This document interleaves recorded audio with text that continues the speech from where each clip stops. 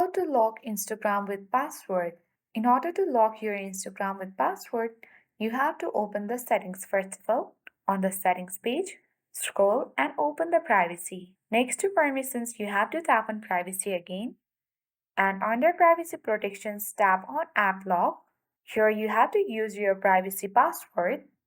Once you enter the privacy password or scan your fingerprint, you'll get access to this app lock page where you have to toggle on app lock. Now scroll down and you can locate Instagram and toggle on the lock of the Instagram application. If you toggle on the Instagram button, the app will be locked. Now you have to come back to the home screen of your device and you have to open the Instagram application.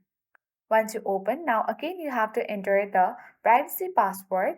Once you enter the privacy password, you can easily get access to your Instagram account. So that's it for today. So that's how we lock Instagram with password. I hope this video was helpful. Thanks for watching and see you in the next video.